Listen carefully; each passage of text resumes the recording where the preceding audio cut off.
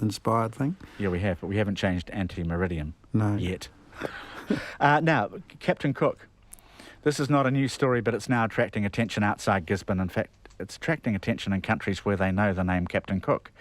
Statues depicting Captain Cook in Gisborne are being repeatedly defaced, and one of them, gifted to the city in 1969, has been smeared in paint and has had a bikini and sandals added, 2 others smeared with red paint. And on social media, James Cook is referred to as Crooked Crook. Nick Tupara from Ngate Oneone suggests having a statue of the Gisborne area chief at the time, Rakaya Tane, erected to stand beside Captain Cook. That is his suggestion. What would be your solution to quell this unrest? I think there are some things that you've got idiots in your community who will obsess and look for ways to express themselves. So give them something harmless to vent it on, and who cares about the statue? Just keep leaving it there and put up cameras so that it becomes a bit more risky, and therefore it's more exciting for them. It's a little bit like school caps on schoolboys. While they had those rules to flout, they didn't have to go to more extreme measures to be naughty. So you're saying put up more statues? Yeah, give them something. If they want to waste their time, punish them if they don't paint, decent outfits on them. We don't want a bikini. We want a nice, something a little more formal for Captain Cook. If it's the statue that I'm thinking of, it's actually been unmasked as not Captain Cook anyway. It's some Italian who was.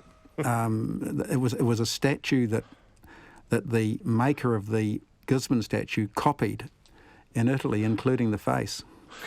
Including the face, because I thought that was just because it had the wrong attire. No, I understand it's not even Captain Cook. I mean, it's not. Captain Cook isn't quite Cecil Rhodes, and it's not like flying the Confederate flag, is it? I mean, I can understand that it's perhaps the precursor of British colonialism, but I can't see it as something that's worthy of quite this vituperation.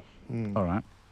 We discussed the perennial shortage of organ donors on Friday, a problem the government's going to address with an improved conversation. It doesn't want a national donors register, though.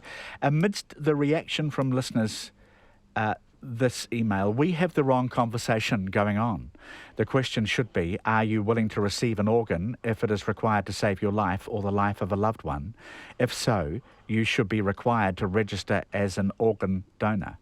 Do you agree with that? A simple reciprocity. It's the basic rule of civilization, and they could have solved it a long while ago by simply saying that those waiting for organs, those first in the queue, are from families where everyone's agreed to be a donor, and it's irrevocable by the family. The problem is that most people are quite happy. They don't care what happens to them after they're dead. It's their family who feel that they've got to pretend to great grief if the body's interfered with. And look, I must say, this whole issue of families interfering with dead people's wishes troubles me quite a lot, because all of a sudden we die and something that might have been quite important to us is utterly ignored. Because I must say, I'm very happy for people to use whatever bits and pieces of leftovers are still roadworthy, but it would upset me if I thought my family were going to change that, because it's one way that you can give something back, if you like. Yep. And for a family to say, it feels a bit awkward to us, or and look, I can't dismiss it. It might be a lot more deep-seated and more cultural and more religious than that, but it's not. It was this dead person's bodies whose wishes should be respected. And the idea that just because you're dead, your wishes disappear in some kind of legal puff of smoke just doesn't seem right to me. All right, so seeing as we don't have time to talk about Kevin Roberts, would you support a register then? Do you think that's the most sensible solution? A register and opt out, not opt in. Okay. Yep. And get rid of these families. Get rid of what? Get rid of these family decisions. Family deciding. Yeah. Stephen Franks, thank you so much for being on the panel today. A pleasure, as always. And Duncan Webb, you too. Thanks for your company, Duncan. Thanks. Good to be here, as always. Thank you, everybody, for your company. And stand by, please, for Checkpoint with John Campbell coming right up.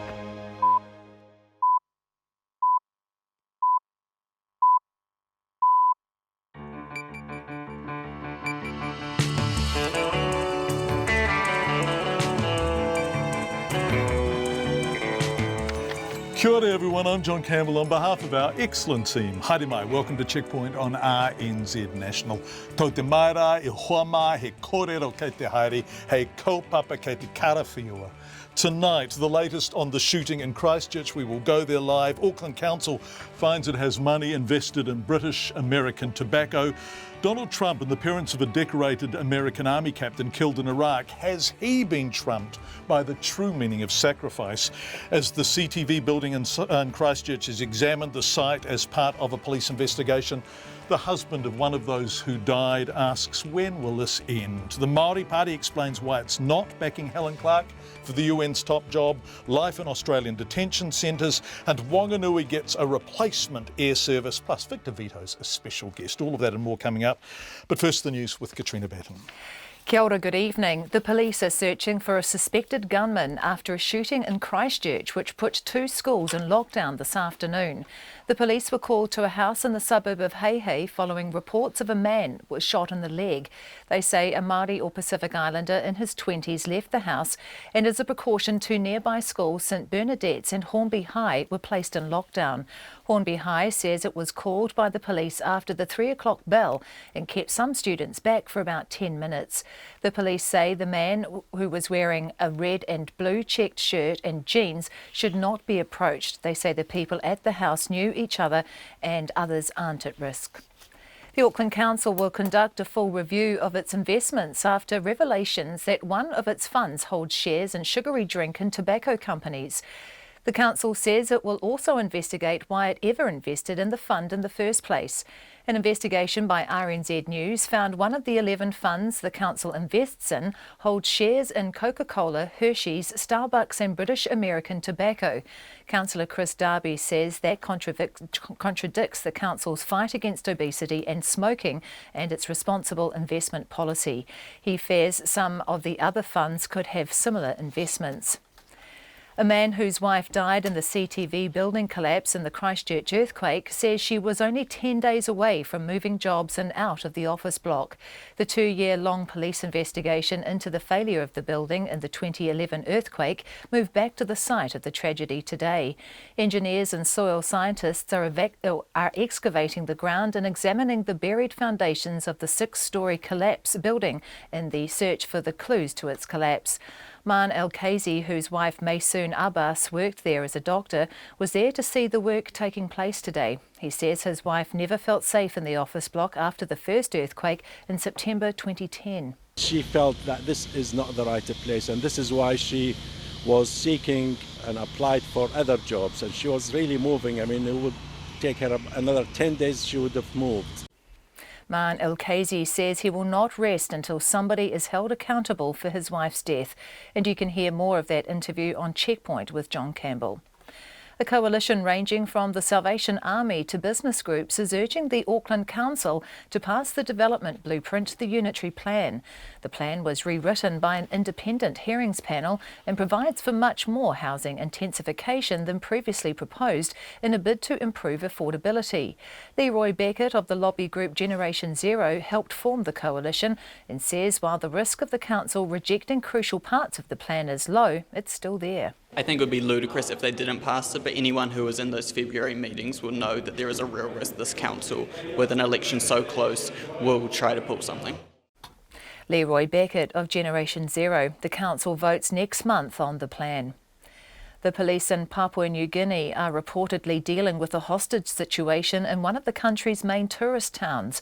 Witnesses say officers are firing tear gas into the supermarket at Olotau, where several hostages are being held by gunmen. The ABC's Eric Torchek reports. Witnesses say the tourist town of Alatau has been shut down as police battle with gunmen who are locked in an office. Resident Raymond Chung is in the centre of town. There's a lot of tear gas being fired over the roof. Police confirmed they were responding to a serious incident in the town, but are yet to provide more detail. Alatau is an increasingly popular cruise destination, and a cruise ship, the Pacific Aria, is docked there today. The ship has recalled all passengers from shore tours in response to the incident. Eric Torchek reporting. Air Chatham says it's open to taking on more regional routes following its entry into the Whanganui to Auckland market today. Air Chatham's began flying into Whanganui today, replicating the schedule of Air New Zealand, which announced it was pulling out of the city in May. The General Manager, Dwayne Emeny, says the company remains focused on its existing air services, but it's nimble enough to react when opportunities present themselves. He says Air Chatham's has invested about $1.5 million in the expansion, including the purchase of a Saab 340A aeroplane, which has created 5 new jobs. In sport, despite being dropped from the Hurricanes' starting lineup, wing Julian Savea has retained his place in the All Blacks squad for the upcoming Rugby Championship. Savea, often criticised for a lack of conditioning and being overweight, is in top physical condition but is struggling mentally and is down on confidence. Coach Steve Hansen is backing the All Blacks environment to help Savea work his way back into form. He's lacking confidence. He doesn't lack ability.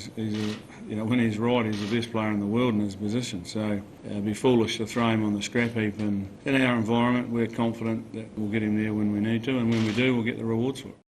Steve Hansen. New Zealand golfer Ryan Fox has found favourable form in the lead-up to the Rio Olympics. Fox won the Northern Ireland Open by 4 shots after shooting a final round 9 under par 62. Meanwhile, fellow New Zealander Lydia Ko had a disappointing end to the British Open. Ko shot a 2 over par 74 to finish the tournament at 1 under, 15 shots behind the winner, Thailand's Arya Jutanagan. And American Jimmy Walker held off a late charge from world number 1 to defending champion Jason Day to win his maiden major golf title at the PGA Championship in New York by 1 shot. The mother-in-law of Formula One boss Bernie Ecclestone has been freed after she was kidnapped in Sao Paulo last month. Aparecida Shunk was found safe in a hideout in the city of Coxa. 2 men have been arrested in relation to the kidnapping. That's the news. Confronting a killer. Probably just rather being, known as Chris Foot, the truck driver, rather than a hero. A championship on the line. We know what we've got to do on Saturday, and that's just go vote 1 better than last year. Deported and desperate. You can safely say that Australia has done nothing to assist New Zealand, but nor has the New Zealand government done anything to assist the plight of New Zealanders in Australia. Getting tough. Guy Espiner and Susie Ferguson. Morning Report, weekdays from 6. Then, after 9, news as it happens. In-depth conversations with world-leading experts and the latest trends you need to know about. Join me, Catherine Ryan, on 9 to noon, straight after Morning Report on Radio New Zealand National. Met Service weather through to midnight tomorrow, Northland to Taranaki, also Coromandel Peninsula, Bay of Plenty, Taumarunui and Taupo. Showers turning to rain with heavy and possibly thundery falls, becoming mainly fine tomorrow. Gisborne, Hawke's Bay and Wairarapa, showers developing this evening, then clearing tomorrow and becoming fine. Whanganui and Taihape to Wellington, showers turning to rain this afternoon or evening, clearing overnight. Cloudy periods tomorrow with a few evening showers. Nelson and Marlborough, scattered rain developing this afternoon, heavy about western Nelson, rain clearing overnight and fine spells increasing tomorrow. Canterbury, areas of cloud clearing tomorrow morning. Buller and Westland, rain clearing this evening and overnight. Cloudy periods tomorrow with isolated showers in Buller, clearing in the afternoon. Otago, Southland and Fiordland, fine and cloudy periods, a few showers mainly near the coast, and the Chatham Islands, occasional rain. It's 5:09. Thank you very much, Katrina. We are going to go straight to the situation in Christchurch. A man is on the run in the Christchurch suburb of Hei or nearer to that, now west of the city, of course, after a shooting there earlier today. 2 Christchurch schools were briefly placed in lockdown following the shooting. We understand this was a precautionary measure. Our Christchurch reporter Conan Young is there and joins us now. Hi Conan, welcome to the program. You've spoken to Luke Goodseeker, one of the neighbours of the house where the shooting took place. What did Luke tell you? Yes, Luke Goodseeker told me that he came home soon after the shooting had actually happened. You can see behind me that the house, just outside this house, I believe, is where the man was shot in the leg. Luke Goodseeker told me that his neighbours said that they heard a single shot and that they soon, the area was enveloped with police, with the armed defenders squad looking for this person. It's understood the man was shot in the leg and was taken to hospital where he's been being treated. Now, I spoke to another neighbour who actually heard the shot. She was here when it happened, and she said, yeah, definitely just a single shot, and that, pretty quickly the police really, swamped this area and were on the search for this guy. The schools, St Bernadette's, which is just behind this group of council flats where the shooting happened, it was closed put in lockdown for half an hour. Children, teachers told to stay inside their classroom. That only lasted for half an hour, then they were sent home. Same for Hornby High, which is also close to here. The police are saying that the man is not believed to be in the area, and that nobody should definitely not approach the man, but that people shouldn't be concerned because they believe that the two people involved here knew each other. So saying not to be too alarmed by this. OK, Conan, as you were talking, for people who are listening on the radio, a police officer emerged from the house behind you with what looked like a semi-automatic or automatic weapon over his shoulder. So there was initially reasonably considerable alarm about this and the potential impact of the schools and people in the neighbourhood. But that has dissipated somewhat, has it? Yeah, no, absolutely. And look, I can tell you as well, earlier on, just not long ago, about an hour or two ago, this street was actually absolutely lined with police cars, with heavily armed police officers looking for this man. That hunt continues elsewhere in the city, we believe, not sure where exactly. But what's happening here now is just really, obviously, the forensic investigators having a look at what they can discover, any clues that will help them identify the shooter. Conan Young live from the scene of the shooting. Thanks, Conan. And if there's any further word about the offender or anything actually to do with this case, we will get back to Conan as the program goes on. Auckland Council is being urged to immediately get rid of its investments in soft drinks and tobacco companies after an investigation by RNZ News found ratepayers' money is invested in companies like Coca-Cola, Hershey's and British American Tobacco. The revelation comes just days after the council banned fizzy drinks from all its leisure centres, and in the same week it looks at cracking down on the city's smoke-free policy. Anusha Bradley reports. The council has about $320 million invested with 11 different fund managers in New Zealand and overseas. One of those funds holds shares in Coca-Cola, Hershey's, Starbucks, as well as British American Tobacco and two of the world's biggest alcohol companies. Auckland councillors contacted by RNZ News were shocked to learn of the investments. Councillor Chris Darby says it's embarrassing and is calling for the council to get out of the fund immediately. It's inconsistent with where the council wants to go, and it is not a good look. Without question, it's not a good look for council. And I believe that my colleagues around the council table will see this rectified. The chair of the council's finance committee, Penny Webster, was also unaware of the investments and says she'll also be asking some questions. The issue, of course, is that we're governors, not managers, so we wouldn't necessarily, once we've asked the question, we wouldn't delve down into the detail. The council does have a responsible investment policy, but it does not exclude any particular kind of industry. However, its rules say it must consider environmental, social and governance issues. In a statement, the council's treasurer, John Bishop, says the council does not know exactly which companies its 11 funds are invested in because that information is often confidential. He says the decision to drop sugar-sweetened drinks from vending machines at council-run leisure centres last week was an operational, not policy decision. An epidemiologist at Auckland University and founder of Fizz, Gerhard Sunborn, says the council should have better aligned its policies with its financial decisions. I do think that it is important that councils do check where they're investing their funds and ensure that they're investing them responsibly in companies that meet with the ethical considerations that they have. The council says it will do a full review of its investments and will investigate why it's investing in the controversial companies. For Checkpoint, Anusha Bradley. We invited Auckland Council Chief Executive Steve Town onto Checkpoint tonight. He was unavailable. Later in Checkpoint, we'll talk to Councillor Chris Darby, who says having an investment in British American tobacco is simply not acceptable. That's after 6 o'clock on Checkpoint. Let's go to the US now. Has Donald Trump shot himself in the foot, but this time actually hit it?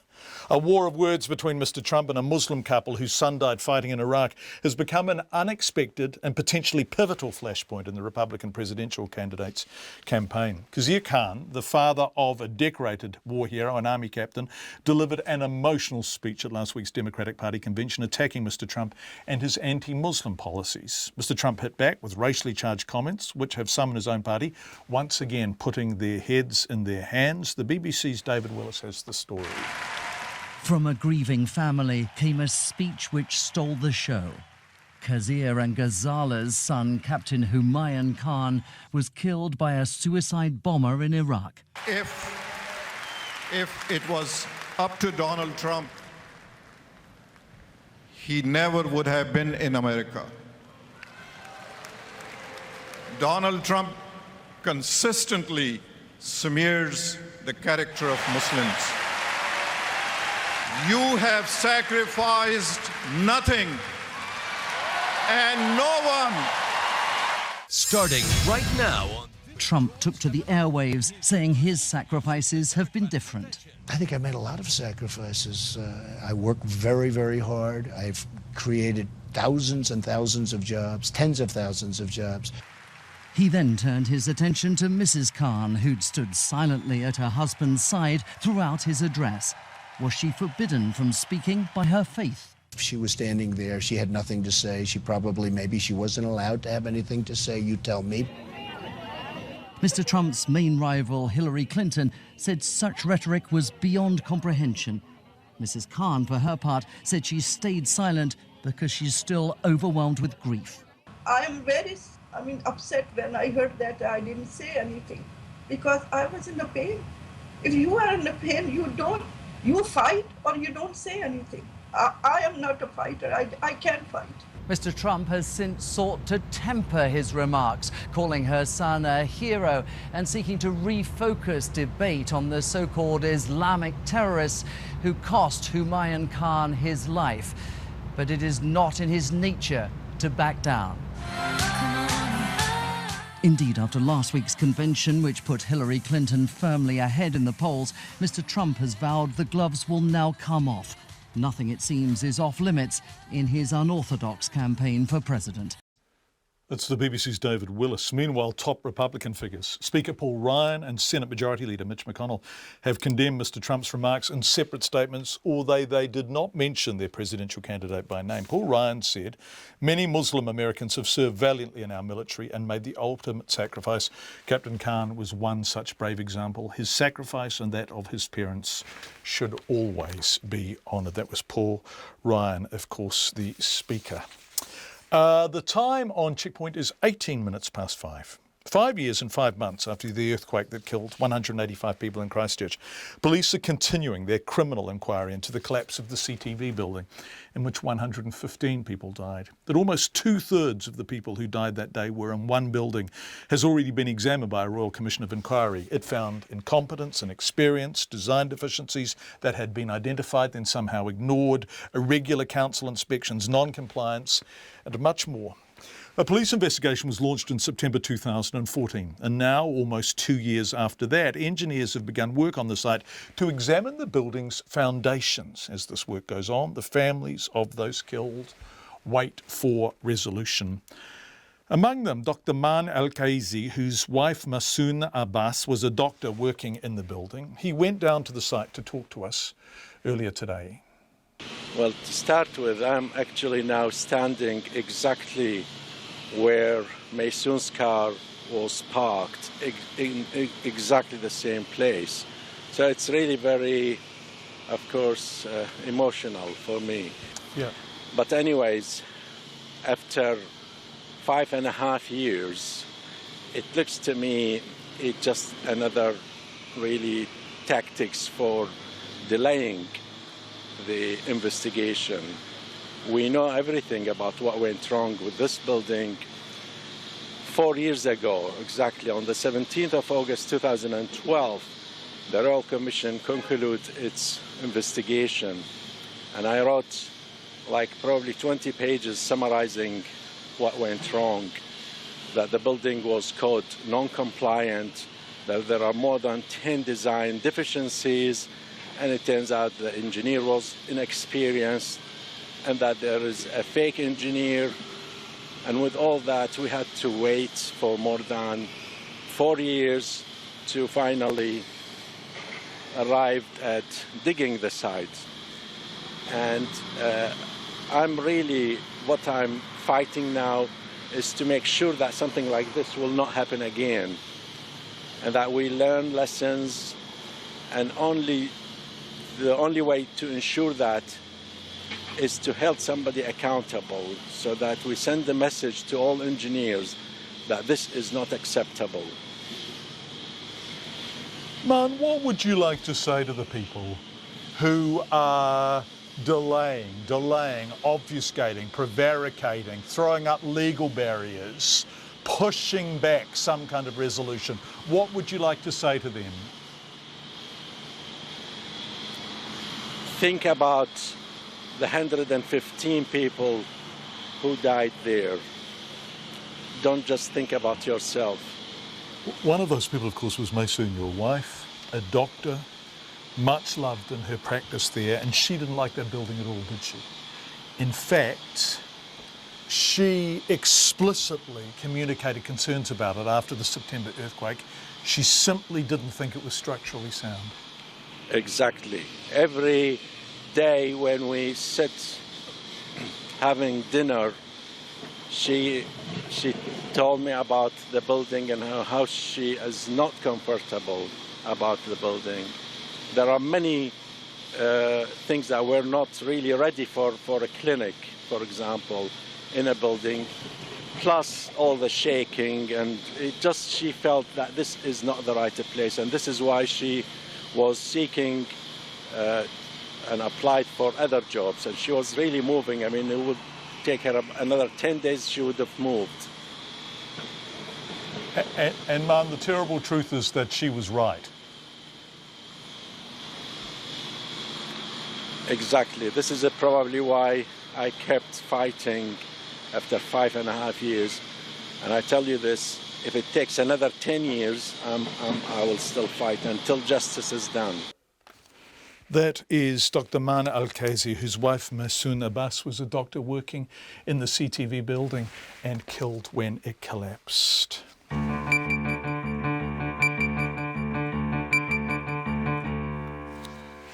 The time on Checkpoint is 22 minutes past 5. Coming up, the Māori Party opposes former Prime Minister Helen Clark's bid for the top job on the UN. In fact, we're going to this immediately after this little sting. The man who wants to save you tens of thousands of dollars in KiwiSaver fees.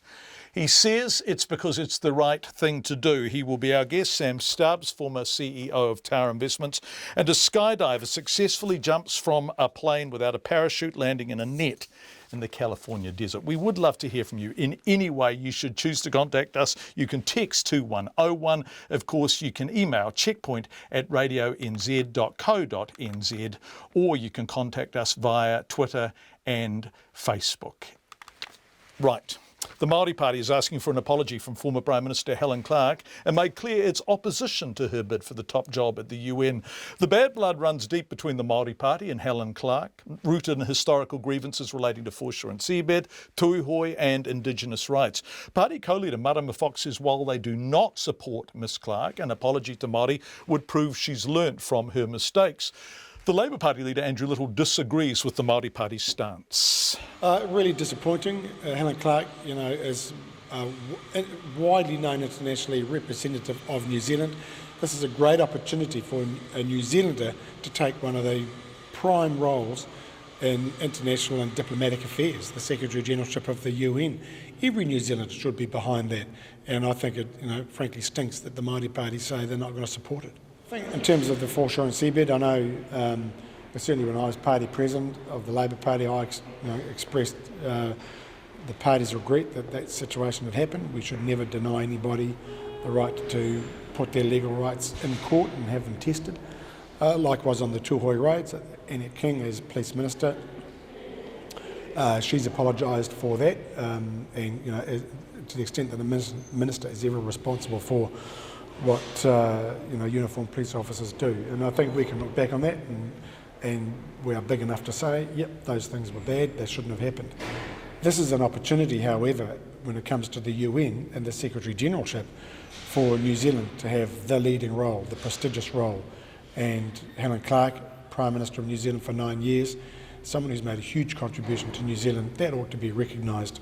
And I would have thought the Māori Party was big enough to recognise that that's good for all New Zealand, including all Māori. Māori Party co-leader Marama Fox joins us now live from our gallery office. Welcome to the program. Tēnā koe. Marama, did you hear Andrew Little then? Could you hear him? Yes, I could. What do you say in response to him, particularly his final point about this being good for all New Zealanders? Well, of course, as a Kiwi, we'd be very proud to have a Kiwi in the top role of the UN as the Secretary-General. But you'd want to know that the person who holds that role is going to be a great global leader who's going to send people to some of the hotspots around the world where the most vulnerable people who will be impacted upon by the decisions made by the Secretary-General will be Indigenous peoples around the world. And we only need to look at Helen Clark's legacy that she leaves behind her, in fact the legacy of the Labour Party, to know that there are some questions that should be raised. And okay, it's good. This goes back to 2004, doesn't it? And the foreshore and seabed legislation, from which, of course, the Māori Party was born. In fact, I have here Helen Clark's statement announcing the departure of Tariana Turia from Cabinet and saying we will see Mrs Turia at the general election. So this is bad blood that goes back 12 years.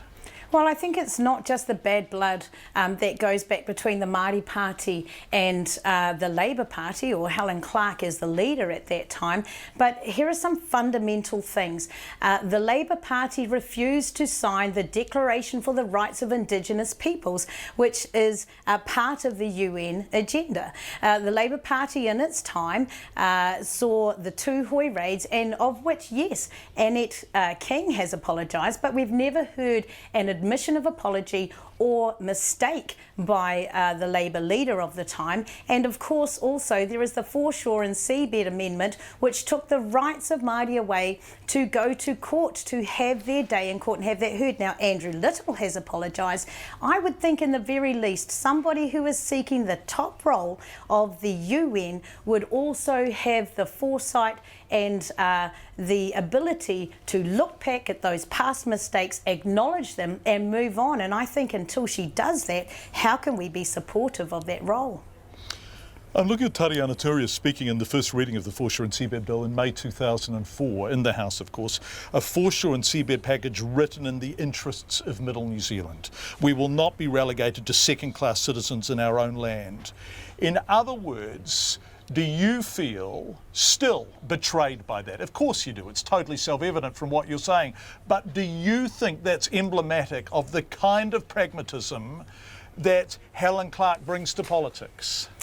Pragmatism in which vulnerable people, Indigenous people in the world will be sidelined for the popular vote. I mean, that's what we see across the world. We would hope that the person at the top job, the Secretary-General of the United Nations, would have the most vulnerable peoples of the world at the foremost of her thoughts.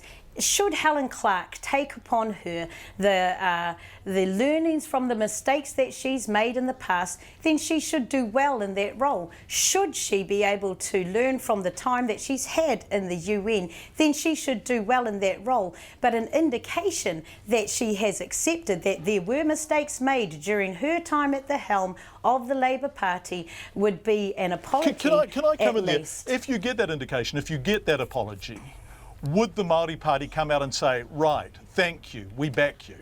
I think it would go a long way to showing that Helen Clark has been able to understand just the injustice of those actions and her ability to move forward into the future and take all of the world's most vulnerable people to mind when she, as the top person at the helm, makes decisions that will impact upon them. 2 points, of course. One is that the people who are following this will almost certainly hear what you're saying one way or another. It's now beginning to be widely reported.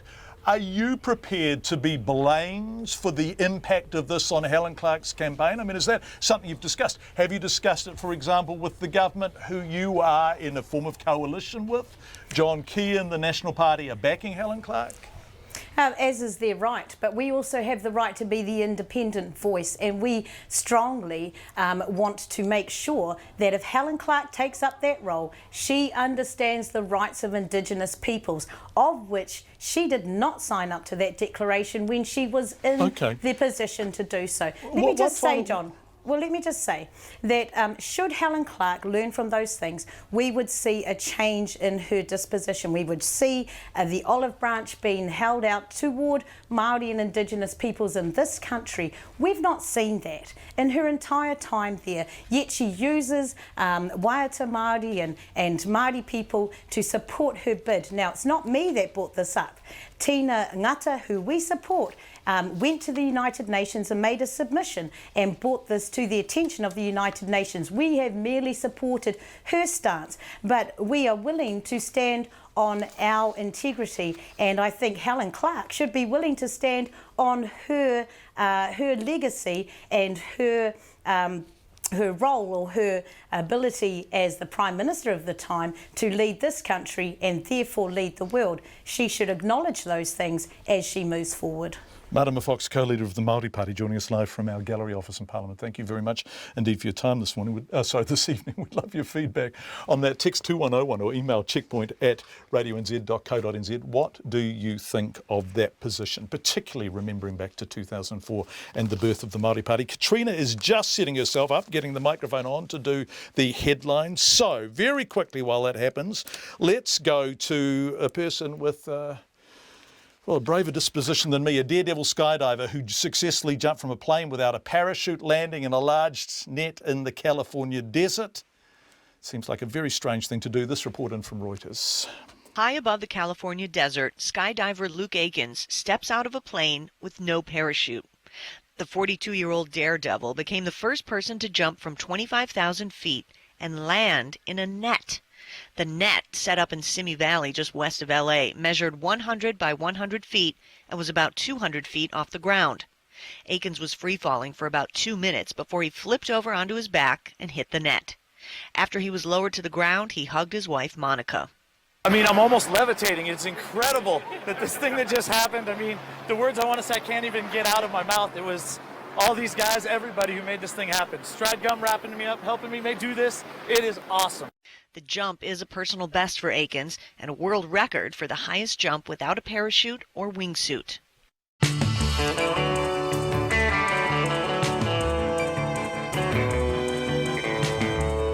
Coming up, Sam Stubbs, the former CEO of Tower Investments, launches a new non-profit KiwiSaver plan with much lower fees. Why and what's in it for him? He joins us in the studio.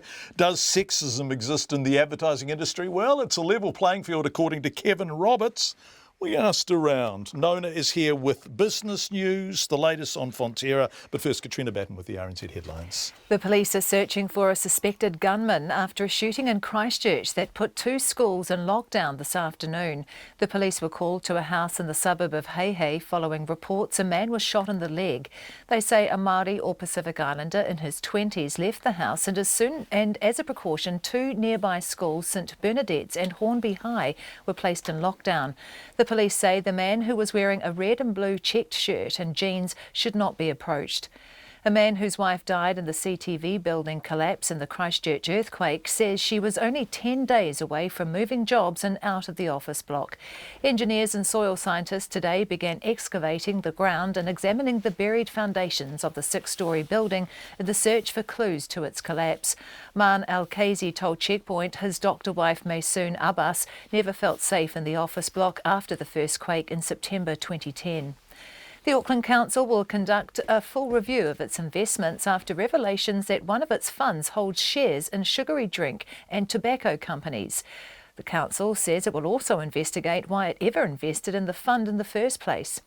A coalition ranging from the Salvation Army to business groups is urging the Auckland Council to pass the development blueprint, the Unitary Plan. The plan was rewritten by an independent hearings panel and provides for much more housing intensification than previously proposed in a bid to improve affordability. Air Chatham says it's open to taking on more regional routes following its entry into the Whanganui to Auckland market. Air Chatham's began flying into Whanganui today, replicating the schedule of Air New Zealand, which announced it was pulling out of the city in May. Those are the headlines. I'll be back at 6 with more news, sport and weather. Thanks, Katrina. We will have more on that Auckland Council investment in British and American tobacco, how it happened and what they think about it after 6. But let's turn to business news now with Nona Peltier. Another form of business, I guess. Fonterra has updated its dairy forecast, but hasn't changed it. That's right. No, it hasn't really changed it. Yeah. Well, I have actually spent the day trying to figure out exactly where things are at. So the chair came out this morning with a statement which said that the global milk supply is expected to come back into balance. Wasn't quite sure what that meant. Supply and demand balance, right? That's right, supply and demand. So after a bit of, just looking and talking to some folks at Fonterra, late this afternoon they said that on the demand side, things are looking up. So it's kind of interesting. Dairy imports in Latin America are up 11% for the 12 months ending in May, which is pretty good. And in China, they're up 23%. Now, I've had a look at the Chinese numbers, and it's mostly in fresh milk products. Right. But nevertheless, that's still an increase, and that's giving Fonterra some hope. And I guess that's what's underlying their forecast. So demand is up, but you've also been looking at the supply side, Nona, right? Right. And the supply side is being impacted by those low prices. So Fonterra is expecting the milk collection in New Zealand to be 4% down on last year's season. As well, Teo Spearings and the chair, John Wilson, have been to Europe recently. And while they were there, they had a look around the industry, as you would have expected. What else would they be doing, right? And in any case, they had a look around, and they think that the European farmers are also cutting production in response to low prices. It's actually interesting when you look at the returns on farm, what farmers are being paid. While there's quite a wide range in Europe, it's actually a similar level to what our farmers are being paid at the moment. If anything, just ranges from slightly less to slightly more. So the same pain that our farmers are under is actually being experienced in many other dairying regions around the world. So that's John Wilson. Sorry, I spoke over the beginning of him, but all of this means actually they can stand still, really, right? So they've got a situation now where the European farmers are also feeling the pressure that New Zealand is under. And I looked at those numbers that the Fonterra staff sent me late this afternoon. And, the Europeans are exporting, their exports are up 11%. They really have been, EU exports 11% compared with New Zealand's 4%.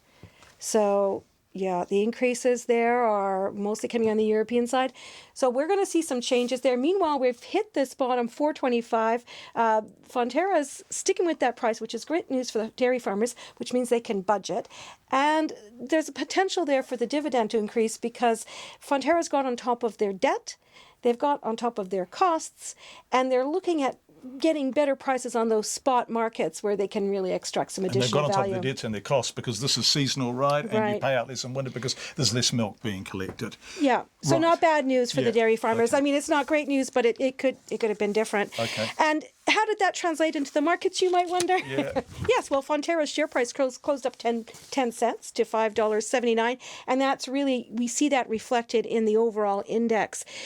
We're at a record high, not quite. We're like just a point off a closing record, but we did reach an intraday record, so that would have been 7,359. We closed up 9 points, so not very much, 7,357. That's in line with what is happening in Asia right now, which is seeing one-year highs on their market close. And interestingly, it's all because, of course, the U.S. dollar, and so that's also translated into our currency market. The New Zealand dollar is now trading at 72.3 U.S. cents, 94.9 Australian, and 54.4 pence. And if you and I'll tell you something, New Zealanders made the most of that exchange rate with the pence, because we had some online shopping numbers come out today, and it showed that in the week immediately following the Brexit vote, that shopping on UK sites by New Zealanders was up 47%. Nona Peltier, our Auckland business reporter. Thanks, Nona. If you have a KiwiSaver account being managed by one of the large trading banks, for example, the fees you're paying are excessive, unjustifiable, and a huge source of profit for the bank you're with. That's the view of Sam Stubbs, the former CEO of Tower Investments, who's one of the people behind Simplicity, a new non-profit KiwiSaver plan with much lower fees. It sounds like a marketing push, and it is, but Sam Stubbs insists it's not one anyone will be profiting from other than KiwiSaver investors themselves. Given this is a man who previously ran a company making money out of KiwiSaver, I asked him why.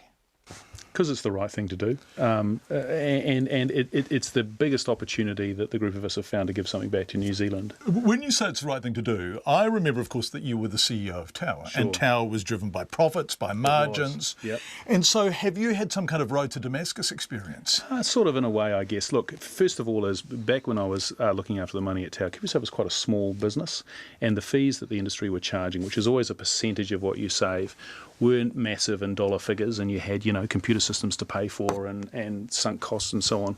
Now, 3 years later, I've been out of the market for 3 years. KiwiSaver is huge. It's $33 billion, and the fees the industry are charging are $300 million a year now. $300 million last year. $300 million last year. In fees? Yep. Yeah. On KiwiSaver? On KiwiSaver, yep. It's a huge amount of money, and the profit on that now must be enormous. Speculate. So what would the profit be? Look, this is purely guess, because no one wants to publish these numbers. It's very hard to find them. But having previously run one, and we've got directors of other schemes on our board, we think that the industry is making at least $150 million of profit from KiwiSaver. And remember, that's on no capital. That just comes in every year. And if that carries on, by 2030, when KiwiSaver will be a $200 billion pile of money, we think those profits will be at least $1.3 billion. It's an astronomical amount of money. Is there any other return in the broader banking sector that matches it? Look, I think because there's no capital, and I think because it's all sort of incremental business, you've already paid for your branches and your sales agents. No, it's incredibly lucrative. Look, I think that the reason that some of the bigger players have been so keen on getting KiwiSaver market share is because they know exactly what's going on. So when you first set it up, there is administration, there are people running the schemes, there are people writing the programs, all that kind of stuff. So you're talking about an average fee of 1.3%, right? 1.35% is the average fee right now for all KiwiSaver funds. So you say that was fair and reasonable at the beginning, but now so much money is coming in, and they're still charging 1.3% as an average, that the ticket is being clipped. It's massively being clipped. I think this is a gravy train for the industry right now, and something has to be done. And what typically happens in markets now is exactly what we're doing. So we're bringing simplicity in, but it's a model which is very proven overseas. You come in and you charge people what it costs and no more. And that if you ever run the risk of making a profit, you just lower your fees and you carry on lowering your fees. That sets a whole new low benchmark for the industry, so it forces better behaviours.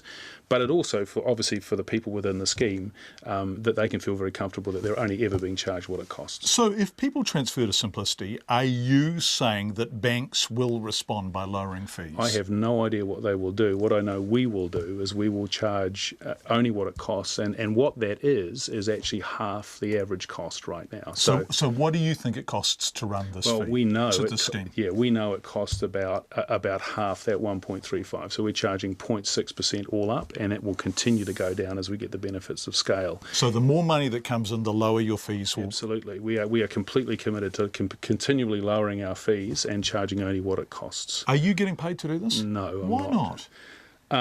Look, I'm doing this for love. I'm doing this to give back. I've had a very, very lucky life, John, and I've had a very lucky career, and here is a fantastic chance to give back. And we've got 30 people involved in this organisation. Only 5 of them are on salaries. The other 25 are effectively giving their services pro bono because they realise the scale, just a huge difference we can make. Let me give you some quick numbers, right? We're pretty confident that we can make the average KiwiSaver about $65,000 better when they retire. So the average person will have about 300,000.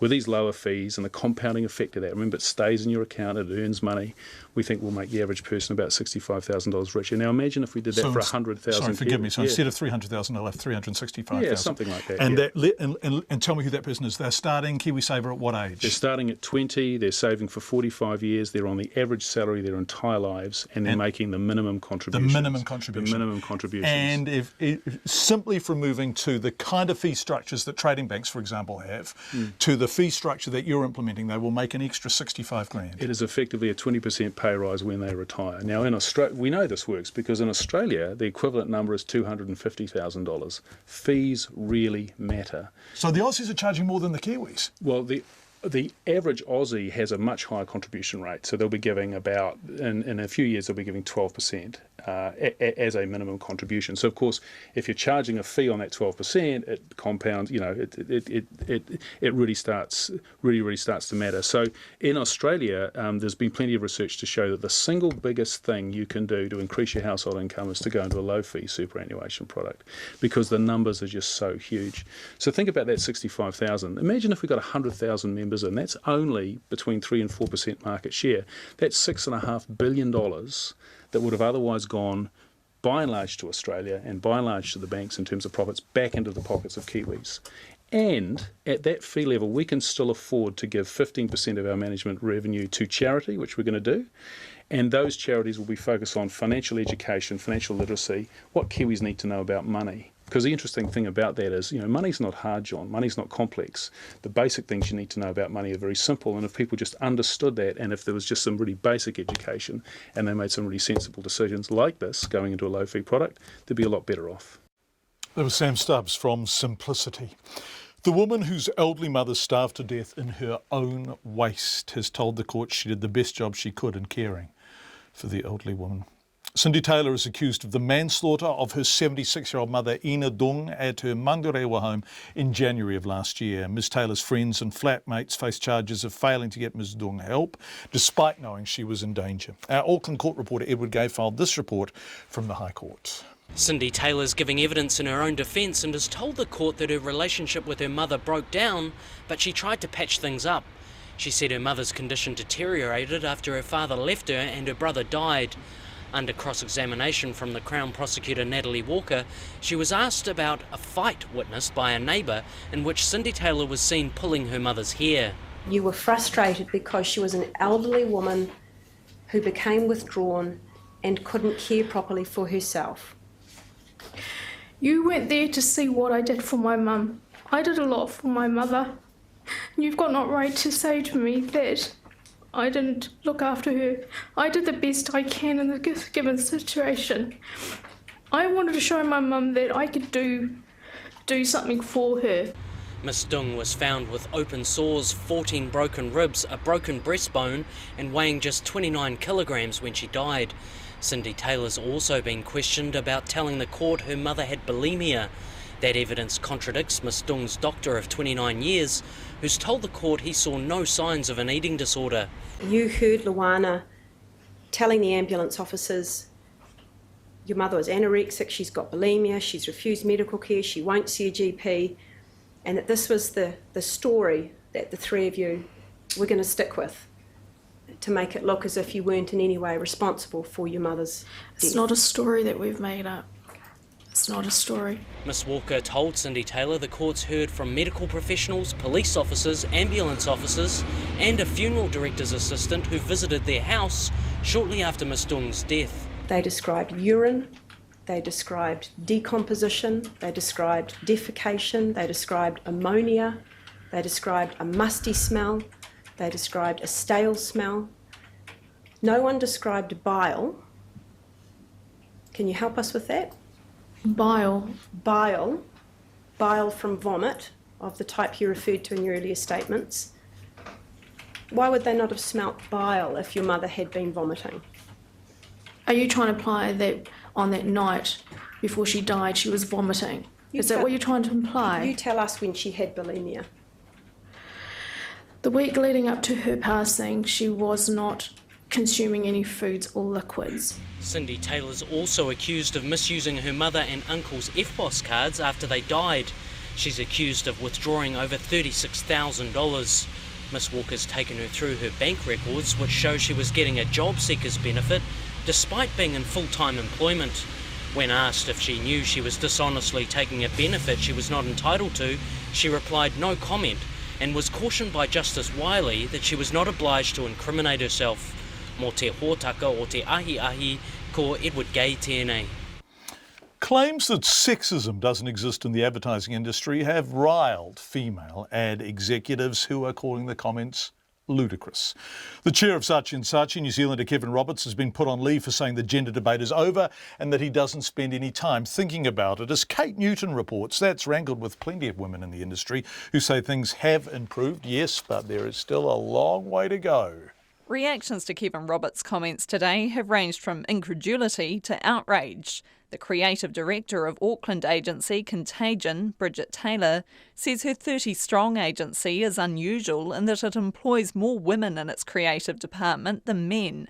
She says the number of women in creative positions in many agencies are still vastly outnumbered by men. I think it's ludicrous. I think he'll be regretting those comments greatly. It's just starting. A global survey conducted in 2014 found only about 11% of creative directors were women, though that had lifted from just 3% in 2010.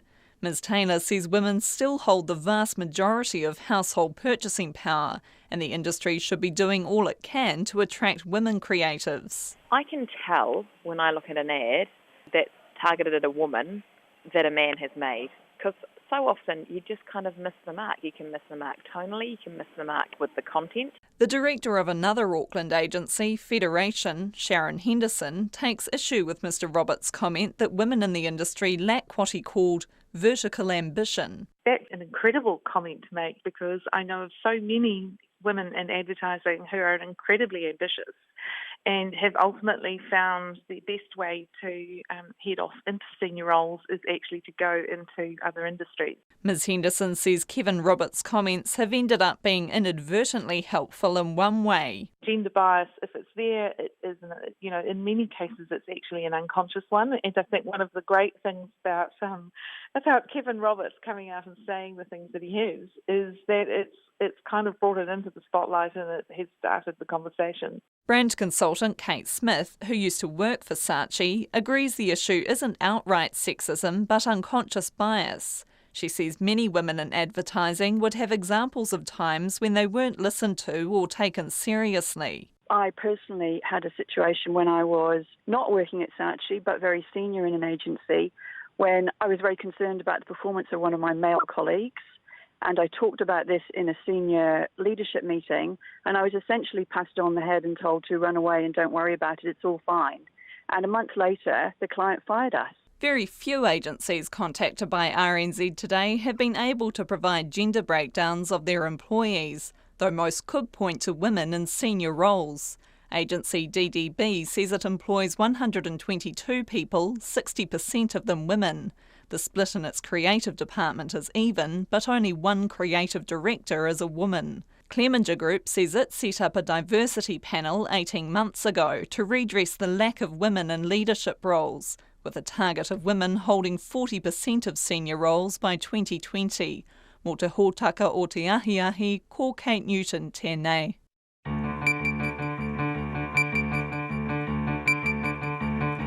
Seven minutes to 6. The Mayor of Whanganui, Annette Main, says the arrival of Air Chathams in the city has saved its airport from potential closure and will provide it with a vital link to the outside world. Air Chathams is replicating the flight schedule of Air New Zealand, which announced it was pulling out of the city in May because it wasn't economically viable. Our Taranaki Whanganui reporter Robin Martin was there when the first plane from Auckland touched down. For those awaiting on the arrival of flight CV700 from Auckland, please expect an arrival time in approximately 10 minutes. The Mayor of Whanganui, Annette Main, says having no direct flight to Auckland was unthinkable for the regional city and it threatened the viability of the airport.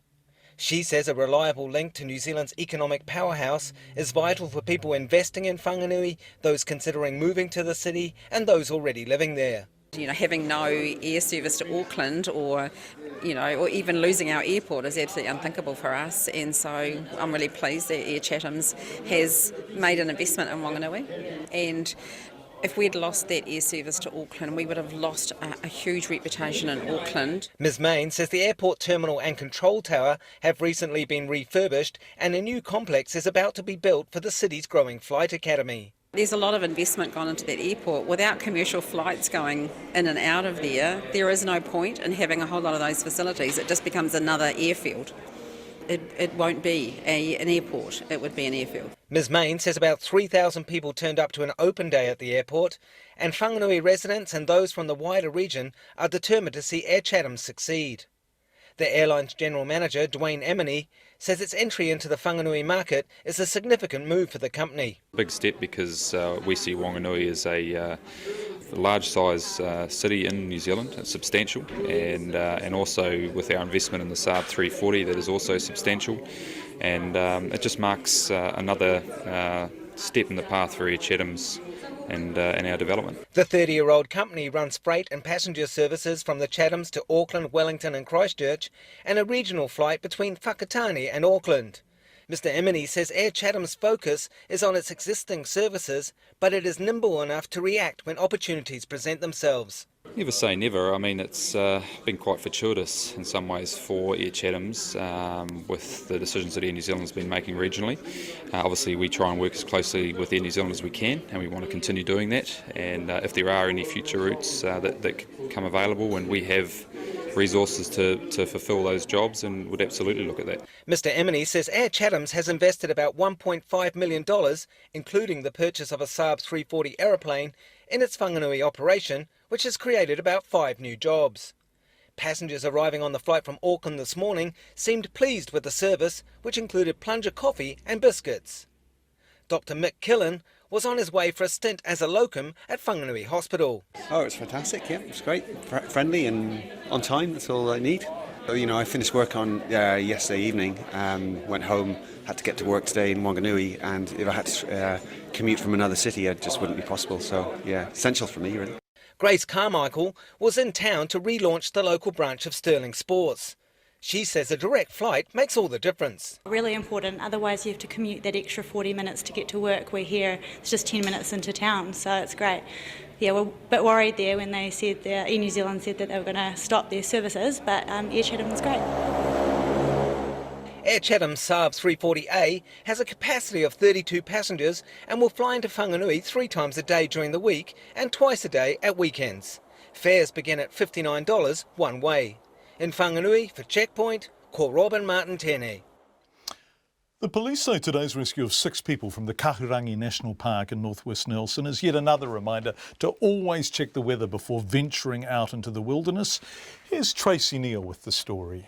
2 tired families happy to be safe and warm but preferring to leave the talking to police and rescue crews at the helicopter base in Nelson today. Yes, so the group was well prepared. What caught them out was the weather and specifically the fact that they did not check the forecast before they went up.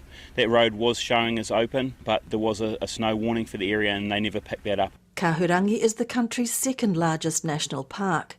It's a popular place for hikers, but its mountains and valleys that stretch from Golden Bay to Karamea on the west coast can be hostile in winter.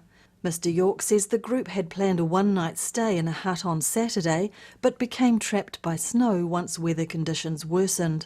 Police were alerted yesterday afternoon, just after midday, about a couple of families who had become stuck in 4-wheel drive vehicles in the Kahurangi National Park.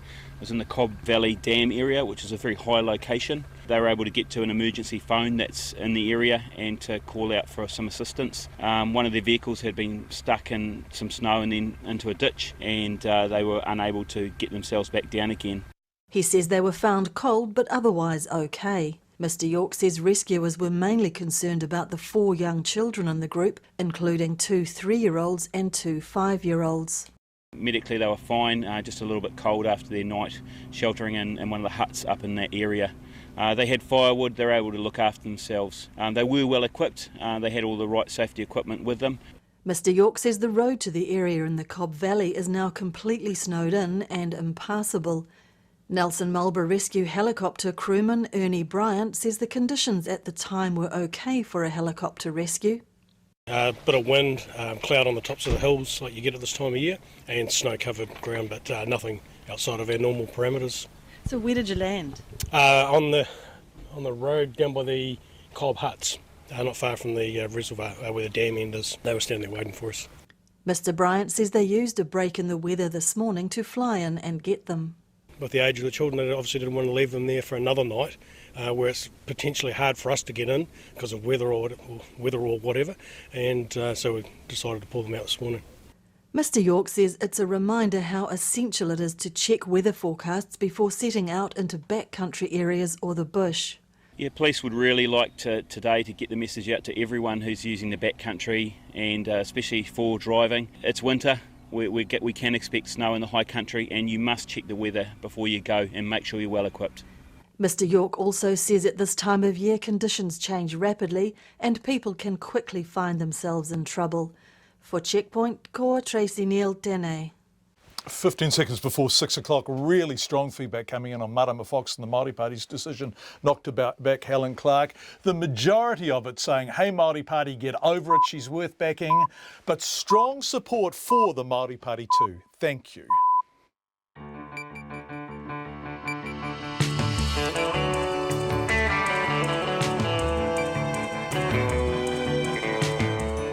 Kia ora everyone, you are with Checkpoint on RNZ National, where we really appreciate your feedback, whatever side of the argument it comes from. In the next 30 minutes, the Auckland Council is reviewing its investment portfolio after an RNZ investigation revealed it invests in tobacco and soft drink giants. The owners of a bridal store which went bust owing dozens of women more than $100,000 in total have continued to sell wedding dresses online despite being in liquidation. And 75 years after the first group of women were accepted into police training, a 94-year-old, one of the first intake, joins a commemorative parade in Wellington. Lovely. But first, here's RNZ News with Katrina Batten. Ngā mihi nui, good evening. Witnesses to a shooting in Hei in Christchurch this afternoon have reported hearing a shotgun blast followed by a racist rant. The police are searching for a suspected gunman after two schools were briefly placed in lockdown. They were called to a house following reports a man was shot in the leg. They say a Māori or Pacific Islander in his 20s left the house, and as a precaution, two nearby schools, St Bernadette's and Hornby High, were placed in lockdown. Neighbour Luke Goodseeker says others who live in his block of flats told him what they had heard. There was a shotgun blast, and then someone cried out, "Nigger, nigger," and drove off. So it's got a very disturbing sort of overture to it. The other people, well, they heard it, but they're really upset, so I don't think they'll want to talk. Luke Goodseeker says he saw the victim being taken away on a stretcher with a bandaged leg. The police say the people at the house knew each other and others aren't at risk. The Auckland Council will conduct a full review of its investments after revelations that one of its funds holds shares in companies selling sugary drinks, alcohol and tobacco. The Council says it will also investigate why it ever invested in the fund in the first place. Anusha Bradley reports. An investigation by RNZ News found one of the 11 funds the Council invests in holds shares in Coca-Cola, Hershey's, Starbucks and British American Tobacco. Councillor Chris Darby says that contradicts the Council's fight against obesity and smoking and its responsible investment policy. He fears some of the other funds could have similar investments. The Council says a full review of its $320 million investment portfolio will be carried out, as well as looking at why it got involved with the fund in the first place. Ko Anusha Bradley, Tēnei. A wide-ranging coalition of businesses, social housing providers and other groups is pushing for the implementation next month of Auckland's unitary plan. 15 organisations have formed the Coalition for More Homes to urge the council not to mess with the future blueprint that will significantly boost housing density in the city. The coalition has written an open letter to councillors saying the plan will help tackle what it calls a housing crisis with rising rents and a shortage of homes leading to unaffordable prices. The council meets in a fortnight to begin deliberating on whether to sign off the plan, which has been rewritten by an independent hearings panel. Air Chatham says it's open to taking on more regional routes following its entry into the Whanganui to Auckland market today. Air Chatham's began flying into Whanganui today, replicating the schedule of Air New Zealand, which announced it was pulling out of the city in May. The General Manager, Dwayne Emeny, says the company remains focused on its existing air services, but it's nimble enough to react when opportunities present themselves. Never say never. I mean, it's been quite fortuitous in some ways for Air Chatham's with the decisions that Air New Zealand's been making regionally, and if there are any future routes that come available, we'd absolutely look at that. Mr Emeny says Air Chatham's has invested about $1.5 million in the expansion, including the purchase of a Saab 340A aeroplane, which has created 5 new jobs. And gunmen are reportedly holding several people hostage in one of Papua New Guinea's main tourist towns. Witnesses say police officers have been firing tear gas into the Air PNG office in Olotau in the Milne Bay province. Local resident Raymond Chung says the siege follows the fatal shooting of a police officer by an armed gang at the weekend. There was a hold-up in one of the Chinese shops, and a policeman got shot, I think, towards his chest or towards the neck, and they all got away on the dinghy and headed towards north coast of Milne Bay. But I don't think the guys had gone far. Olotau resident Raymond Chung. A large cruise ship, the Aria, is docked in the town, but Carnival Cruises says all passengers are accounted for and none of them is involved in the hostage situation. The Crown says a woman who allowed her mother to starve to death also misused the FPOS cards of her mother and her uncle after they had died. Cindy Taylor has denied a charge of manslaughter by failing to provide her mother food, water and access to medical attention. Cindy Taylor is also accused of withdrawing over $36,000 from accounts after the 2 people had died. She told the court that she, her mother, Ina Dong and her uncle drew up a document agreeing that Miss Taylor would use their cards to withdraw the money. But the Crown says a police expert has concluded that Ms Dong's signature on the document has been copied. To sport, Chiefs fullback Damien McKenzie has been left out of the 32-man All Black squad for the upcoming Rugby Championship in place of Julian Savea. Despite being dropped from the Hurricanes starting lineup, Savea has retained his place on the squad, leaving no room for McKenzie. Midfielder Sonny Bill Williams will join the All Black camp in late August once he returns from the Rio Olympics, where he's playing in the Sevens tournament. American Jimmy Walker says it'll take some time to appreciate his first major golf title because of the pressure world #1 and defending champion Jason Day put him under on the final hole. Walker won the PGA Championship by 1 shot after he made a par down the last. Just moments before, Day made an eagle at the same hole, putting the heat on Walker. I was standing out there in the fairway and just said, Andy and I both said, let's go for it, I didn't say this, but I figured, 19 times out of 20, you're going to make a 5 going for the green from right there. And we had a good front number. And that's what we did and went with it. And ended up having to make a little tester coming in and just buried it. It was awesome. PGA Championship winner Jimmy Walker. Meanwhile, New Zealand golfer Ryan Fox has won his second Challenge Tour title at the Northern Ireland Open after carding a final round 9 under 62 to win by 4 shots. And the Southern Steel have signed Jamaican shooter Janelle Fowler-Reid for next year's new domestic netball league. Fowler-Reid has committed to her 5th season with the Southern franchise. That's the news. Tonight on Nights, our after-dinner scientist Pierre Rudier discusses soil forensics. Because while dead folk tell no tales, the earth they're lying in does. We have a window on the word of kitchens through the course of history, even changing the course of history. And there's the shitty robots of Simone Yurch. Not that they actually defecate, it's just Simone's designed them to be totally useless at everything from applying lipstick to washing your hair. On Nights with me, Brian Crump, after the news at 7 on RNZ National. Met Service weather to midnight tomorrow, Northland to Taranaki, also Coromandel Peninsula, Bay of Plenty, Taumarunui and Taupo. Showers turning to rain with heavy and possibly thundery falls becoming mainly fine tomorrow. Gisborne, Hawke's Bay and Wairarapa, showers developing this evening, then clearing tomorrow and becoming fine. Whanganui and Taihape to Wellington, showers turning to rain this afternoon or evening, clearing overnight. Cloudy periods tomorrow with a few evening showers. Nelson and Marlborough, scattered rain developing this afternoon. Heavy about western Nelson, rain clearing overnight and fine spells increasing tomorrow. Canterbury, areas of cloud clearing tomorrow morning. Buller and Westland, rain clearing this evening and overnight. Cloudy periods tomorrow with isolated showers in Buller, clearing in the afternoon. Otago, Southland and Fiordland, fine and cloudy periods. A few showers mainly near the coast and the Chatham Islands, occasional rain. It's coming up to 6:09. Thank you very much indeed, Katrina. The Auckland Council is reviewing its investment portfolio after an RNZ investigation revealed that invests in tobacco and soft drink giants. The revelation comes just days after the council banned fizzy drinks from all its leisure centres, and in the same week it looks at cracking down on the city's smoke-free policy. And it's despite the council having a responsible investment policy, which means it must consider environmental, social and governance issues. Auckland Councillor Chris Darby says the council's now investigating its investments.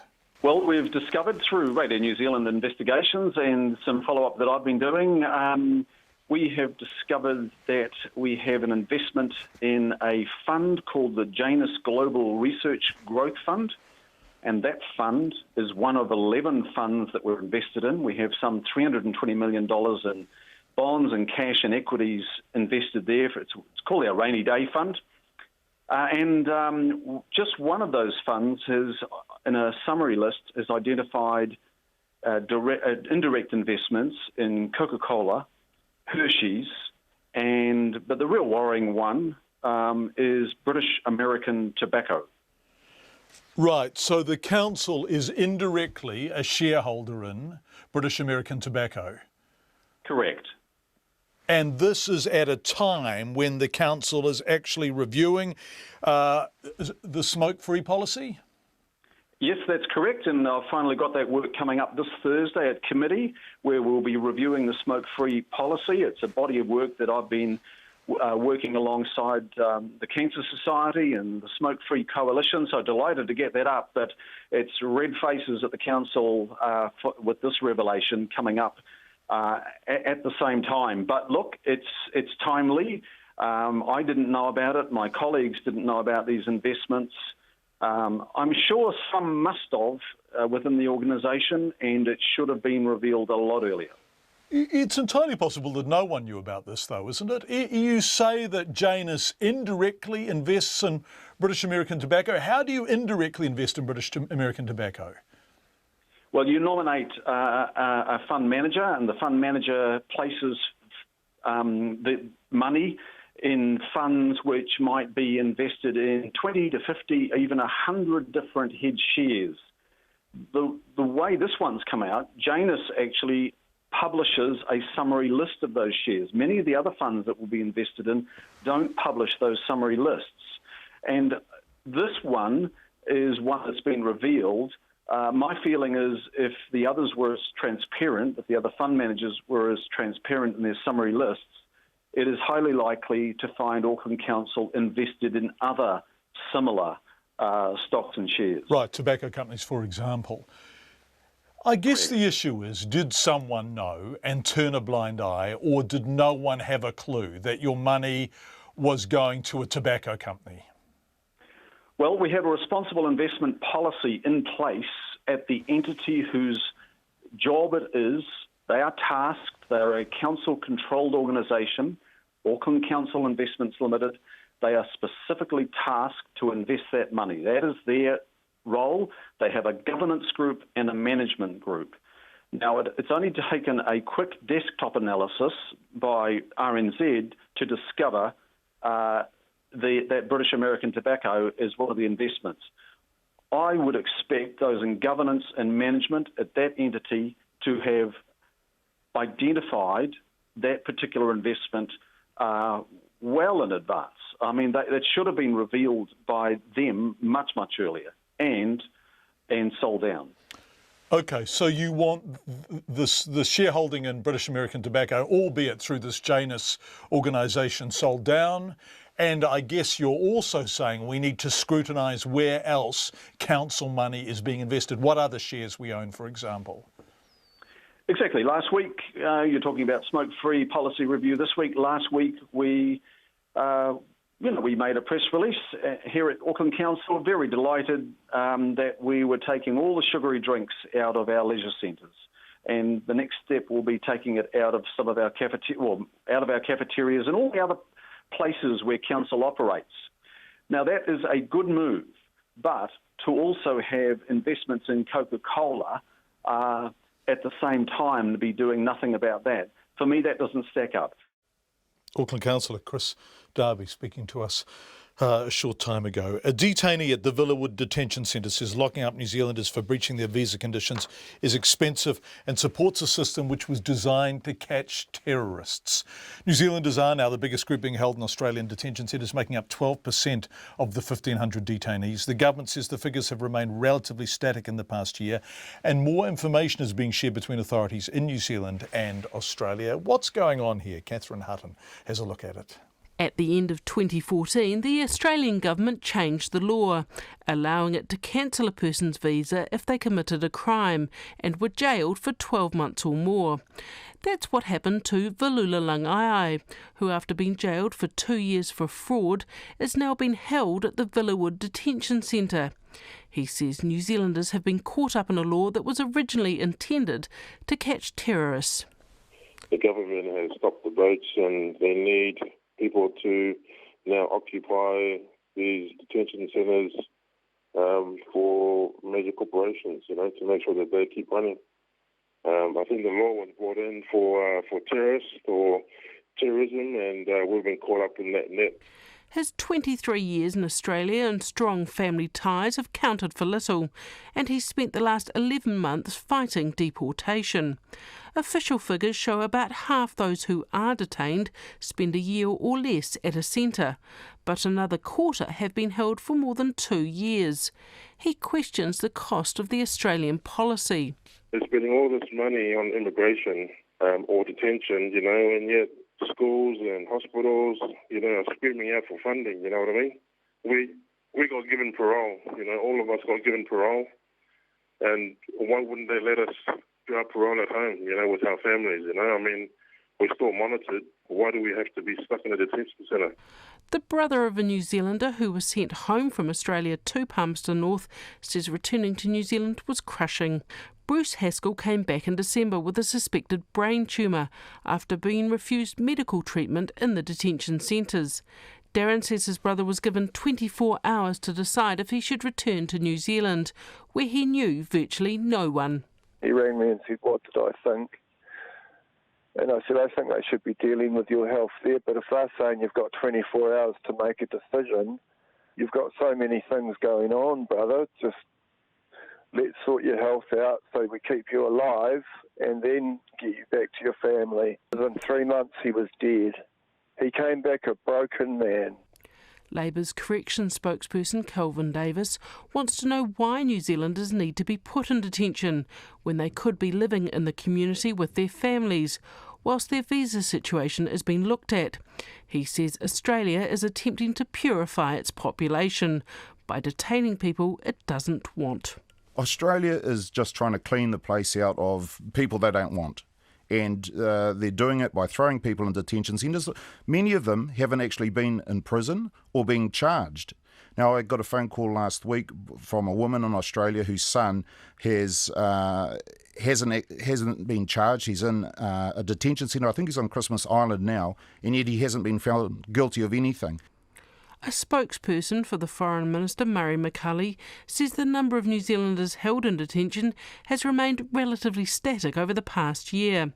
He says Australia's deportation policy remains a matter of ongoing discussion between the two governments, and some changes have already been made, including allowing detainees to return to New Zealand while they have their appeal heard. For Checkpoint, Ko Catherine Hutton, Tēnei. Thank you, Catherine. In sport, well, our sports reporter Matt Chatterton has joined us in the studio. Matt, lots to whip through in quite a short time. Let's start with the All Blacks squad being announced. Yes, so that points. came out. 32-man squad was named today for the Rugby Championship, which will begin later this month.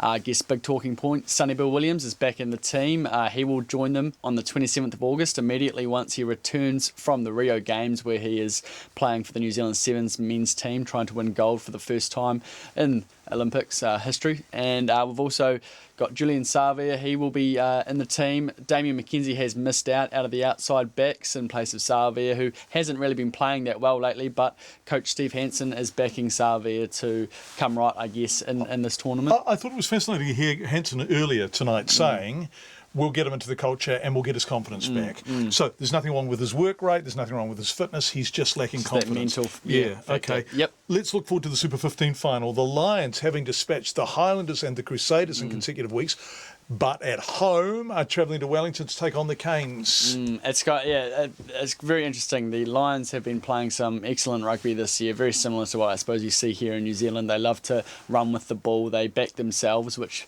the New Zealand teams here like to consider they do well as well. So it'll be a tough task coming from Johannesburg over to Wellington and putting in a big performance. I mean, just look what happened with the Chiefs. They had just been over in Cape Town playing the Stormers, came back to face the Hurricanes and couldn't even score a try. Yeah, they did the return leg, didn't they? They went there and back, whereas the Lions have been at home for weeks and they're only doing the one leg. I don't know. It promises to be a good game of rugby if the weather holds up, and it is fine. Unlike the last couple of weeks in Wellington, and they get some good running rugby, it promises to be a spectacle, that's for real. Yeah, Dane Coles, do you think he's going to make it? Well, at this point, they are sort of hopeful that he will get to play.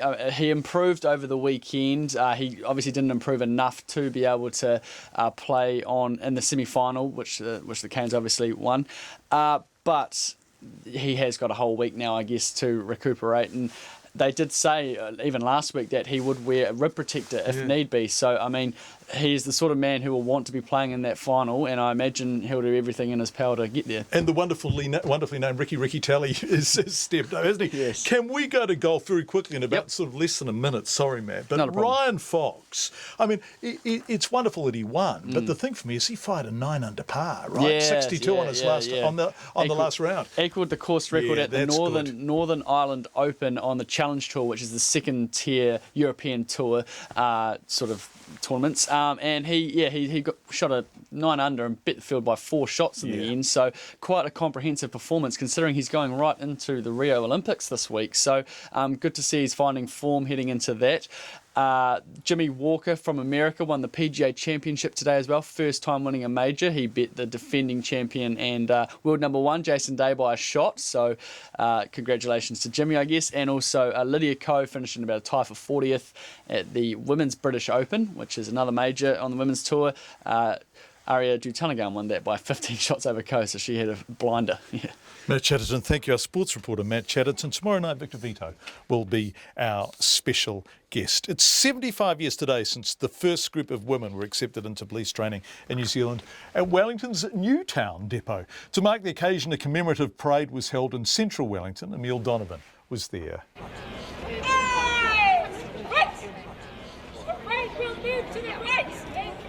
Despite the drill sergeant, it was all smiles at Wellington Civic Square today as hundreds gathered to celebrate 75 years of women in the police force. And one of the guests of honour was 95-year-old Mari Story, who entered police training 73 years ago. They've progressed, I think, since then in so many ways, and it's wonderful to see now the ranks that some of the women have attained.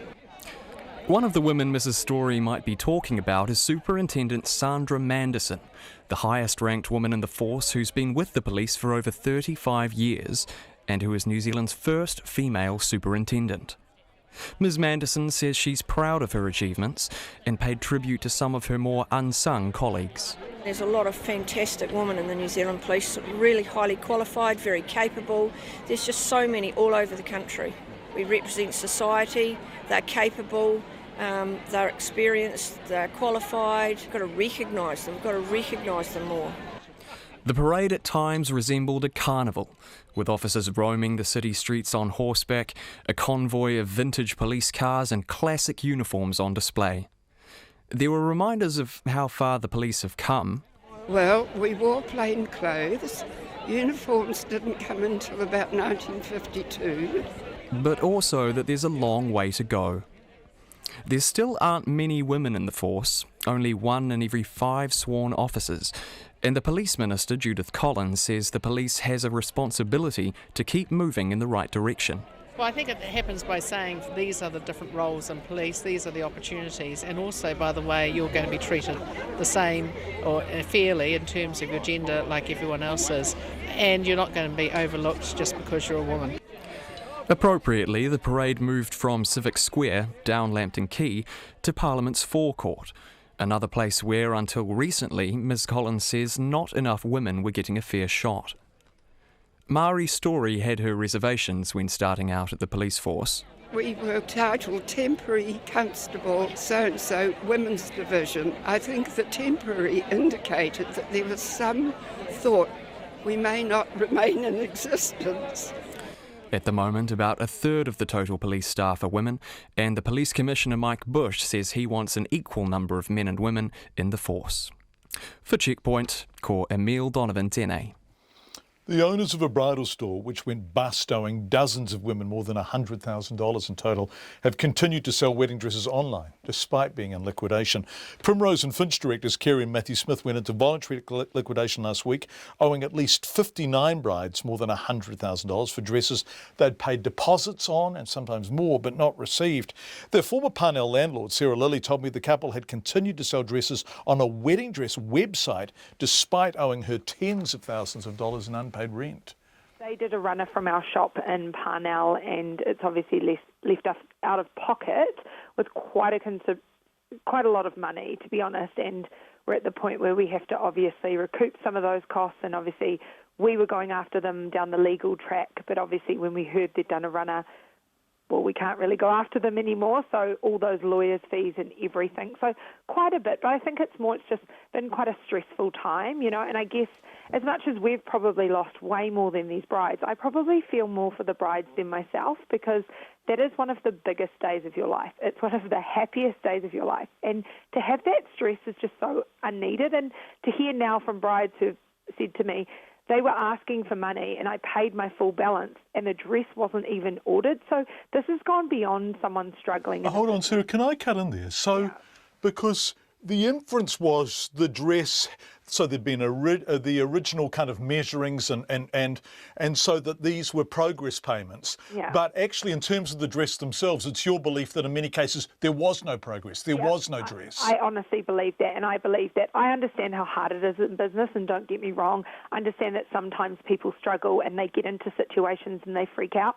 But when you've done a runner and you've actually left the country, there is a lot more going on here than I think what people are led to believe. And I just believe that they honestly didn't really care. They were just happy to take people's money to kind of keep their debt under, keep their debt going for as long as they could. It was, I just heard from my mum, who obviously owns Sarah Lilly, and said that they actually owe money to their house that they were renting as well. That's gone to the tenancy tribunal. So they were ringing up debt everywhere, left, right and centre, and using, I think, these brides, vulnerable brides, for the money and the cash flow. A kind of Ponzi scheme or a kind of pyramid to keep the money coming in. Yeah, which it makes me feel physically sick, because it's like, this is such a horrible thing. And you also, I understand, believe that some of the completed dresses, which weren't delivered to the women who've paid for them, have turned up elsewhere. Do you think that's happened? Yes, we've actually, someone put it up online. They thought, that can't be true. So I checked it out on a website, and there was Kerry's account, which is one of the owners of Primrose and Finch, selling off dresses. And it was only 3 days ago that she logged into the account and uploaded some of them. And I'm like, what the heck's going on? So to me, they have no conscience. So wait a sec. So forgive me. So these are dresses that women have paid for, ordered, had commissioned, had made, paid for. It's very unlikely. Like, they've got a couple of samples in some odd sizes. Like, there was a 12 and there was an 8, and usually sample in like a 10. So to me, it seemed like maybe they were flicking off dresses that, I mean, it's odd that you would then, if you put yourself into voluntary liquidation, would take stock from a shop. So, Sarah, how did you find out that they'd gone? Was there any formal notification from them at all? So my parents had to lock them out at one stage with a security guard. They had to actually physically lock them out of the store because they owed so much money. And Mum went in, checked the store upstairs. There were tons of dresses hanging ready for pickups. It was a Saturday morning, so they were selling stock. They were selling a good amount of stock. And then put a security guard there. We changed the locks. They came to get into the store, and obviously they couldn't, and she was fuming. My parents were away that weekend, and then on the Monday they said, we'll meet you there, but we're not letting you in until you've paid what's owing to us, which was 3 or 4 months' rent. And they eventually did that, and then they had to pay a bit of rent in advance to stay there. And then I think Mum just happened to pop in just to check about a month or so later, and they'd locked us out. We could have easily just let this consume us so much that it just became negative. I said, at the end of the day, they're the ones who are going to get the karma. You're not going to get your money back. That's the thing we've come to terms with. We're not going to get that money back. So, right, how can we move forward from this and try and turn this negative energy into a positive energy? So, I'm trying to see if there are any brides who, I've got some Sarah Lily samples who, if they would like to use them for their wedding day, like, is there anything I can do to help them? Because to me, which I know someone said to me sounds crazy, is I really feel for these brides more than me, because that is such an important day. And to me, it's like, yes, of course we've lost tons of money. Don't get me wrong, and that's really hard, but we're not getting married. Do you know what I mean? And we're not going to have this really upsetting experience. So for me, it's more, how can I now turn this into a positive and hopefully help even one bride with a dress. I've got a whole lot sitting in my garage, so from when we shut them down, they're beautiful dresses, but obviously they're certain sizes. So if I can find a bride, hopefully that fits them, she's more than welcome to them. We'd love to hear from you if you're one of the people who paid a deposit on a dress that you haven't received. So much feedback on Marama Fox not supporting Helen Clark, the Māori Party not supporting Helen Clark's bid for the UN, and the vast majority of it now are really quite critical of the Māori Party's position. Marama Fox sounds waspish and petty, to be honest, a very impolite tone. What a spiteful person in party. Arrogance blinds a bigger worldview. John, has Marama Fox or any Māori heard the word forgiveness, says Mary. But Peter says, Helen Clark also infamously described the Māori Party as last cab off the rank. No wonder they're not enthusiastic about her. Thank you for all your feedback. We'll be back tomorrow night at 5. RNZ News headlines at 6:30. Police in Christchurch are hunting a gunman who shot a man in the leg in the suburb of Heihei. Auckland Council will review its investments after revelations one of its funds holds shares in companies selling sugary drinks, alcohol and tobacco. Police hold grave fears for a New Zealander and 3 other fishermen missing in chilly waters off Hobart. And the Crown says a woman who let her mother starve to death also misused her EFTPOS card after she died. Our next news and weather is at 7. Every weekday lunchtime, RNZ National presents in-depth coverage of international news and issues. I will always do what is correct, whether the individual concerned is an ordinary citizen or a sitting president. Not just the headlines, but full reporting of the most important overseas stories of the day from correspondents on the ground as world news breaks. Prime Minister